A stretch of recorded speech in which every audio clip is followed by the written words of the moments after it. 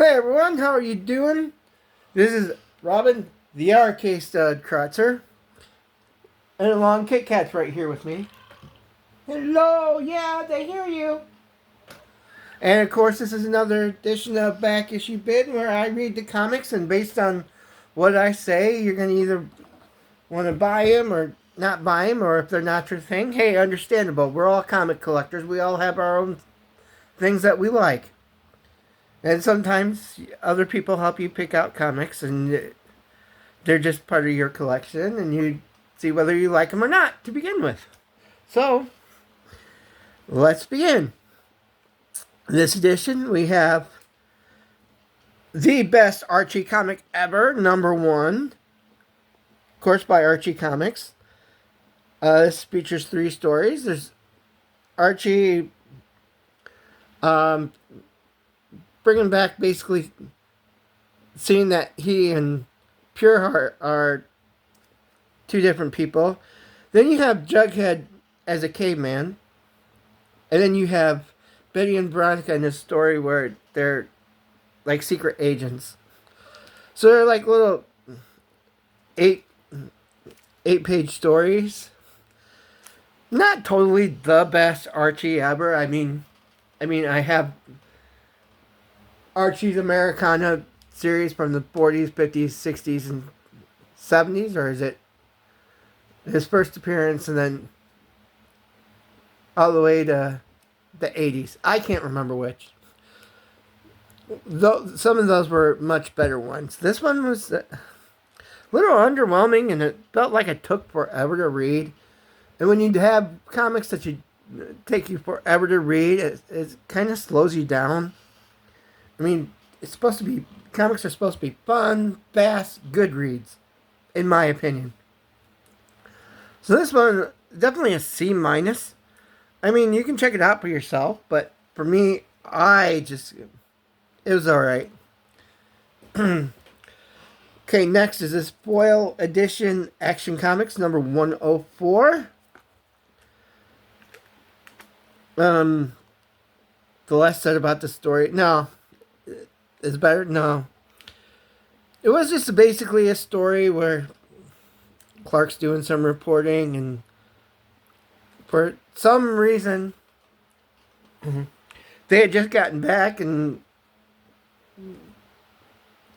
John sort of grew up, so Lois is back, and people are filming her talking with Lex Luthor, and you see Clark, Superman have simp moments like, can we just get back to us? And all he wants to be is lovey-dovey and all this other horse crap. Wasn't it totally, like I said, wasn't the worst, wasn't the best. I definitely give this a D. Okay, now for something completely different. This is Alice Cooper, The Last Temptation from Marvel Music. I don't know if the cover's supposed to look like that. Neil Gaiman wrote this, considering with the recent allegations of him. I still went ahead and read it because it's Alice Cooper. I mean, he's had some good music and hits, and I'm liking him more now that I'm watching him say that, he was sick for a long time because of drugs in the industry and all that, and he's found Jesus Christ, which is awesome. It's about a boy who kind of sees this guy following him along, kind of telling him he can give him everything he wants because he can be a superstar, but he's not totally the devil. I mean, this is issue 2 of the 3-issue series, so kind of not getting the whole story shebang. It's just one issue I have. It's pretty interesting. I mean, if I can hunt the rest of these down to check them out, I will. But as of right now, it's just a D+. And we have True Believer. This is Avengers #47 reprint. First appearance of Dane Whitman as the Black Knight. It's a King in Black tie-in, as you can see. Story revolves around Magneto kidnapping Quicksilver, Scarlet Witch, and trying to force them back into the Brotherhood of Evil Mutants. And Dane kind of figuring out, you know, his uncle was a bad guy, but maybe he wasn't too bad, so he tries to meet up with the Avengers and tries to help them, but they think he's the original, and then they kind of go and save the day to go rescue Quicksilver and Scarlet Witch. Then he just leaves off for now, but it was pretty good. Pretty good. I may not be able to own the original at any time, but certainly was good, fun, 60s Marvel. Definitely a B. Okay. Some more Ryan North Fantastic Four.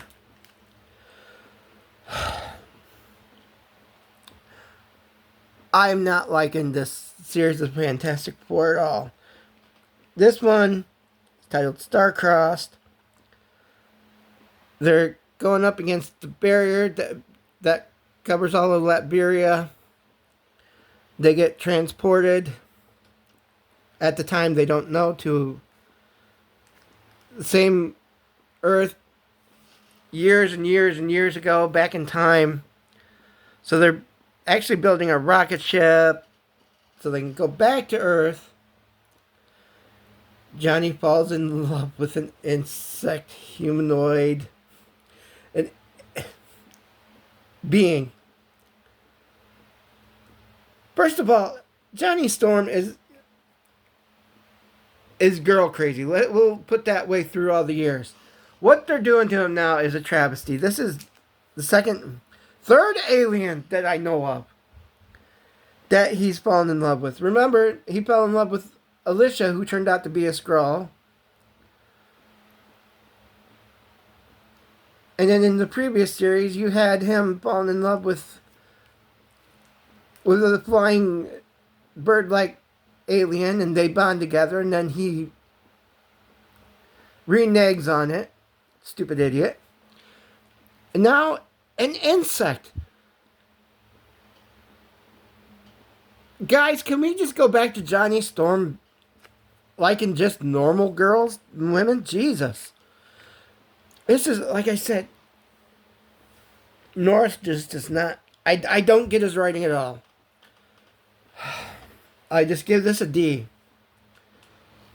Fantastic Four, number 26.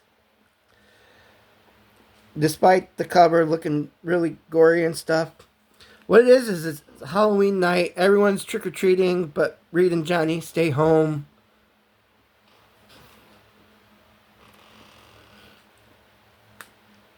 And they kind of find this little tunnel barrier underneath the house, so they remove all the rocks, and then all these ghosts come out. And then they gotta go in the house that has a big old giant hole through it. So the only thing that'll stop it was if they have something that will continually flow through the hole and the rocks to stop all the ghosts from coming out. It's actually kind of hilarious. I will give this a C. You can see what they find. The skull that keeps chucking up blood just to fill up that hole. Alright. This came from... You're going to laugh at this. I don't care. This is Lulu 78 from 54. From Dope Comics. This came from...